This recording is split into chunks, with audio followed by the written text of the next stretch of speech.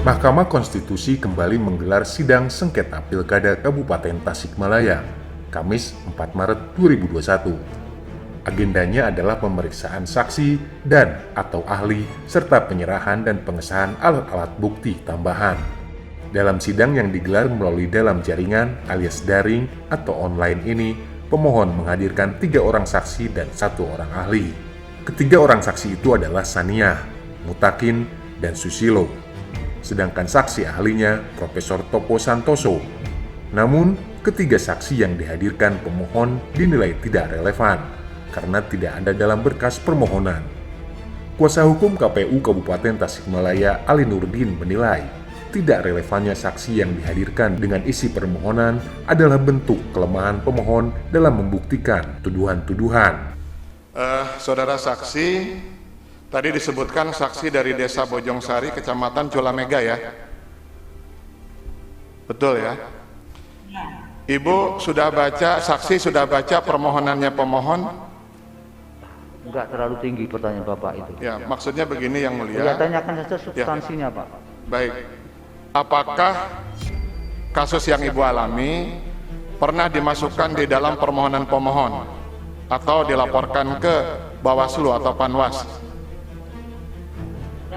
Tidak ya. Yang mulia, ini tidak ada lokusnya di permohonan pemohon. Yang di Kecamatan Culamega itu di Desa Cinta Bodas. Tidak ada dalam permohonan pemohon. Yang didalilkan tidak ada.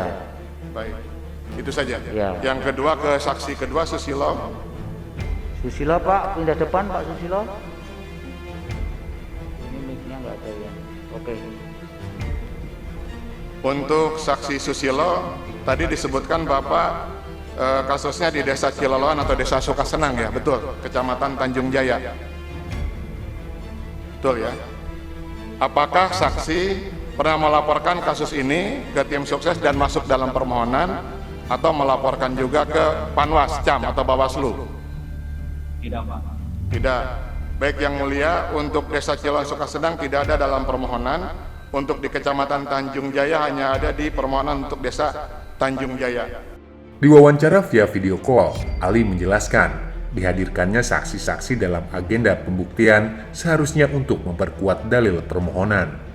Namun, yang terjadi tidak begitu. Saksi-saksi yang dihadirkan pemohon dalam sidang pembuktian ini tidak relevan dengan isi permohonan. Saniah misalnya, ia merupakan saksi dari Desa Bojongsari, Kecamatan Culamega. Sedangkan dalam permohonan tidak ada Desa Bojongsari, tapi yang ada adalah Desa Cinta Bodas. Nah, berdasarkan prinsip pembuktian di mana-mana, yang diajukan pembuktian itu harus yang didalilkan.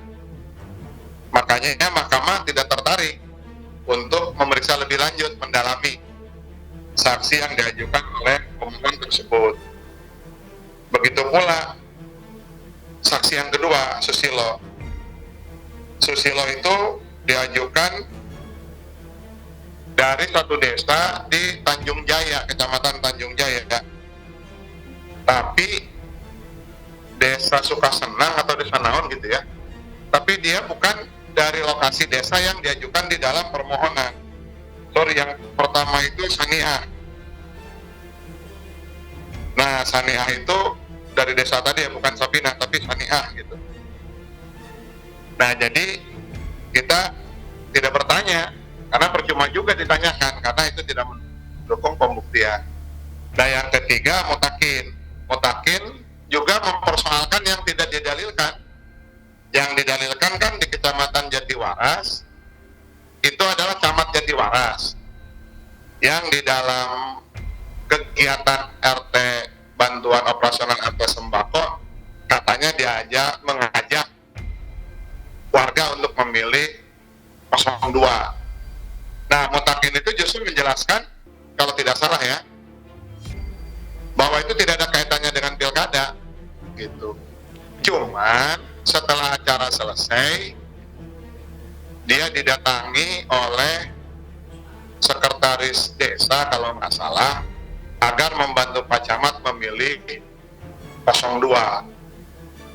Nah, jadi fokus yang disajikan oleh pemohon pada hari ini, saksinya mendukung dalil pemohon yang berkaitan dengan adanya money politik.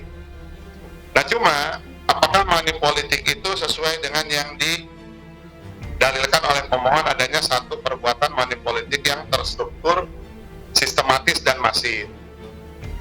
Ada ketentuan pasal 73 ayat 1 Undang-Undang Pilkada atau Undang-Undang nomor 1 tahun 2015 tentang penetapan peraturan pemerintah pengganti Undang-Undang nomor 1 tahun 2014 tentang pemilihan gubernur, bupati, dan wali kota menjadi undang-undang yang diubah dengan Undang-Undang 8, Undang-Undang 10 2016 sampai dengan Undang-Undang 6 2020. Ketentuan ini mengatur adanya sanksi diskualifikasi kalau pelanggaran itu terjadi secara terstruktur, sistematis, dan masif. Apa artinya terstruktur, sistematis, dan masif? Sistematis itu artinya ada satu perencanaan yang matang yang dilakukan oleh petahana melalui kekuasaan yang dimilikinya. Terstruktur itu melibatkan aparat birokrasi penyelenggara pemilu dengan berbagai komponen masyarakat dari atas sampai ke bawah. Masif apabila terjadi lebih dari 50% kecamatan atau lebih dari 50% desa gitu ya. Nah, dengan adanya saksi yang diajukan oleh pemohon yang sifatnya saya lihat jadi parsial, karena kan itu sifatnya lokal. Misalnya tadi yang disampaikan oleh Sania. Sania kan hanya mengetahui untuk dirinya sendiri. Ketika didatangi RT misalnya ya, atau petugas RT. Dia tidak bisa menjelaskan apakah itu terjadi di tempat lainnya. Apakah itu dilakukan hanya untuk 1-2 rumah yang dia lihat kan hanya petugas RT kemudian mendatangi rumah lainnya. Dia tidak bisa menyaksikan apakah itu terjadi di banyak desa atau banyak rumah atau banyak RT, apalagi sampai levelnya kabupaten. Tidak relevannya saksi-saksi yang dihadirkan pemohon dan gamblangnya penjelasan para ahli yang dihadirkan termohon, Ali mengaku optimistis kalau KPU Kabupaten Tasikmalaya akan menang dalam sidang Mahkamah Konstitusi. Keyakinan itu muncul karena semua tuduhan yang dilayangkan pemohon bisa dibantah oleh termohon. Menurutnya, dalam menentukan putusan, hakim akan bersandar pada fakta-fakta persidangan yang merujuk pada permohonan.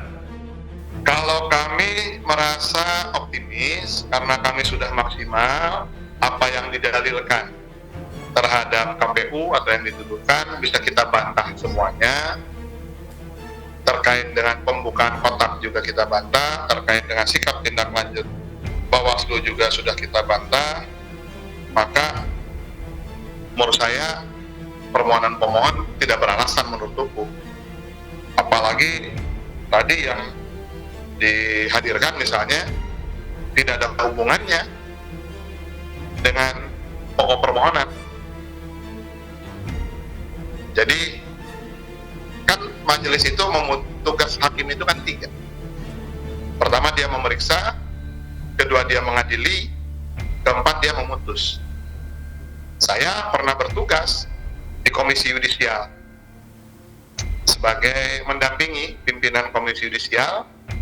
Ada Pak Ketua Komisi Yudisial pada waktu itu Prof. Eman Suparman dari Unpad, juga ada Pak Jaja Ahmad Jayus dari Universitas Pasundan begitu, dan saya membantu mereka dalam melakukan pemeriksaan terhadap dugaan pelanggaran hakim di dalam menangani perkara.